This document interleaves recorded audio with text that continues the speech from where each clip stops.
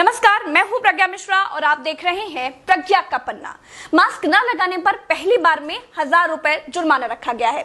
दूसरी बार मास्क न लगाने पर 10,000 रुपए जुर्माना रखा गया है। पूरा दिन सड़कों पर वसूली चल रही है। ठीक है, आपने अपनी तरफ से वसूली कार्यक्रम शुरू कर दिया है, लेकिन अस्पताल में बेड न मिलने पर सरकार पर कितना जुर्माना होना चाहिए? वेंटिलेटर न मिलने पर सरकार पर कितना जुर्माना होना चाहिए?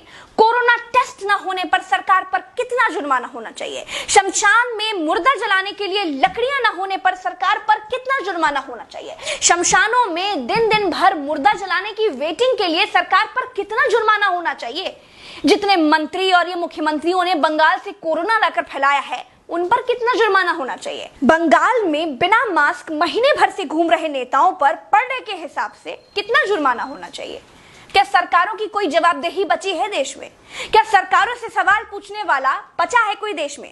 क्या कोई पूछ सकता है कि 1 साल से देश कोरोना महामारी झेल रहा है, आपने पूरे देश में कितने नए हॉस्पिटल बनाए हैं? अगर नहीं बनाए तो क्यों नहीं बनाए हैं? क्या कोरोना आपदा में घिरे देश को 1000 करोड़ के नए संसद भवन की जरूरत थी? क्या देश को 300 करोड़ के नए बीजेपी दफ्तर की जरूरत थी? क्या देश को तत्काल 1100 करोड़ के राम मंदिर की आवश्यकता थी? मंदिर के लिए चंदा मांगा जा सकता है तो हॉस्पिटल बनाने के लिए भी सरकार चंदा मांग सकती थी, लेकिन अस्पताल बनाने की नियत नहीं थी। मूर्ति बनाने की नियत थी तो बना दी। सरकारों ने अस्पताल नहीं बनवाए। क्या इस देश की पब्लिक सरकारों पर कोई जुर्माना लगाएगी? क्या कोरोना आपदा में देश को कुंभ सजाने की आवश्यकता थी? क्या देश को कोरोना महामारी के बीच बंगाल चुनाव में रैलियों की आवश्यकता थी? नहीं थी। देश को अस्पतालों की, डॉक्टरों की, कोरोना की दवाइयों की जरूरत थी। कुछ दवाइयां बनाई भी तो वाहवाही के चक्कर में विदेश भेज दी। आधे अधूरे टीकाकरण में देश अभी अटका हुआ है। और ये कैसा टीका बनाया है जिसे लगाने के बाद भी कोरोना हुआ जा रहा है? क्या कोई सवाल पूछेगा? चीन ने कोरोना को फैलाया और पूरी तरह से कंट्रोल कर लिया। अपनी जीडीपी में रिकॉर्ड बढ़ोतरी कर ली।